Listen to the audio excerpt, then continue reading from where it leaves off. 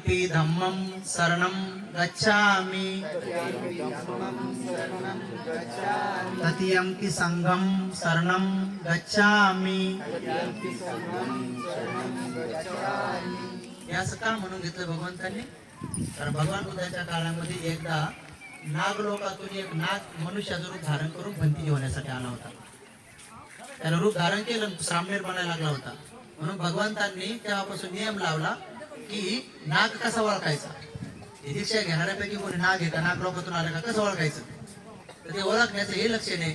जेव्हा हे गाथा म्हणली तर नागाचे जिभेचे 2 तुकडे झालेले असतात, त्याच्यामुळे त्याला म म्हणता येत नाही, बुद्धम म्हणता येते. म्हणून सगळ्यात तोंडाकडे पाहिले मी म्हणता येते नाही, तर तुम्हाला कुठला घासले मी बरोबर कोण नाग लोकातून आले म्हणून लक्षात रूप धारण करून येतात. ही आपली विधी आहे. म्हणून हे पाहायचं असते. कारण नाग लोकातून आल्याचे होटाळवट लागत नाही, त्याला बुद्धम म्हणता येत नाही. आणि मग पुढं त्याला 3 रत्नाची शर्यत द्यायचीच नाही, म्हणून अगोदर हे म्हणून घ्यावं लागते. आणि त्यांनी गरीब म्हटलं मग त्याला 3 रत्नाची शर्यत द्यायची. असं एवढं बारीक कोणी बोलून सांगत नाही, मी सांगू लागतो तुम्हाला का नाही. तर ठीक आहे, आता इंग्रजी सगळं हात बोलायचं असेल आता म्हणायचं बरोबर ना, तुम्ही सगळे पास झालेत, तुम्ही नाग लोकातून आले नाही, मग सगळे म्हणता आलं तर सगळे आता काय म्हणायचं, आता मग म्हणायचं नाही, आता आपण हे बरोबर म्हणायचं. बुद्धं शरणं गच्छामि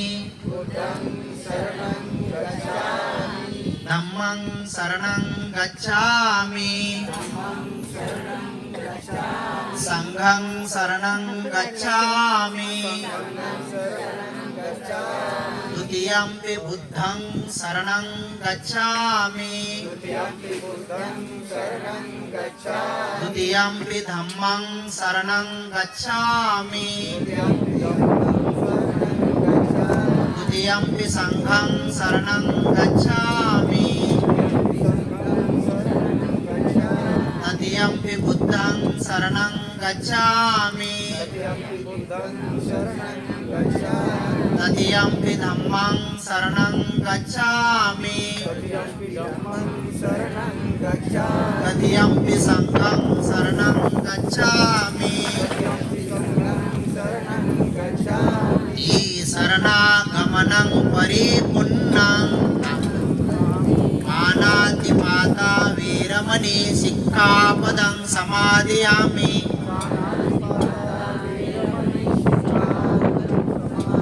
अदिन्नादाना वीरमणि सिक्खापदं समादयामि.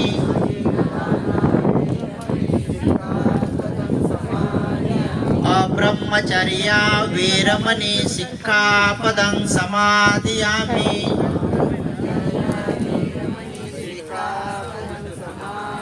मुसावादा वीरमणि सिक्खापदं समादयामि.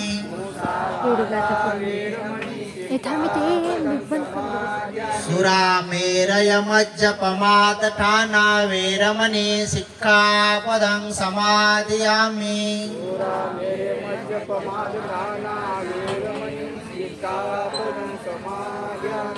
विकालभोजना वीरमणि सिक्खापदं समादयामि.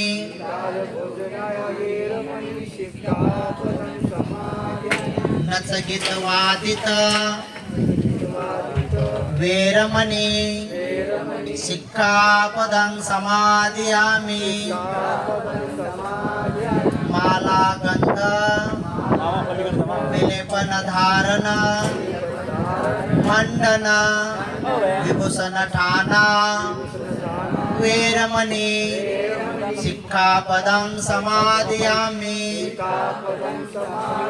उच्चासयन महाशयना वीरमणि सिक्खापदं समादयामि. जात रूप रजत पटिगहना वीरमणि सिक्खापदं समादयामि. इमानि पवज्जा 10 सिक्खापदानि समादयामि. इमानि पवज्जा 10 सिक्खापदानि समादयामि. इमानि पवज्जा 10 सिक्खापदानि समादयामि. साधु साधु साधुति शरणेन सह दशशीलं पभज्जं सामरेरं धम्मं साधुकं सुरक्षितं कृत्वा अपमादेन शीलं संपादेत. साधु साधु साधु. सगळ्यांनी अवश्य म्हणा, कारण ही दीक्षाविधी जोपर्यंत आपल्याला गुरु मिळत नाही तोपर्यंत दीक्षाविधी नाही. तर मग आपले तो गुरु आहेत भगवान तथागत सम्यक संबुद्ध. गुरु पौर्णिमा आहे, पण आपले ते तथागत सम्यक संबुद्ध आहेत, पण आपले गुरु धम्मरूपाने आहेत. आपले गुरु मूर्तीत नाहीत, पुस्तकात नाहीत. मग आपल्या गुरुने सांगितलं की मी गेल्यानंतर देखील तुमचा शास्ता कोण राहील? धम्म आणि विनय. जो धम्म आणि विनय भिक्खू सांगत असतो. मग तुम्ही तुमच्या गुरुला म्हणजे जे भिक्षू आहेत त्यांना उपाध्याय समजा, आणि मग ते उपाध्याय तुम्हाला पुढं धम्माकडे घेऊन जातील म्हणून याचना करायची असते.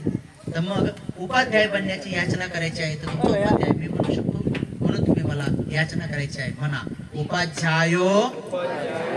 बाकीचे उपासक उपासिकाने नाही, पण नाही तुम्हाला जाऊ देणार नाही.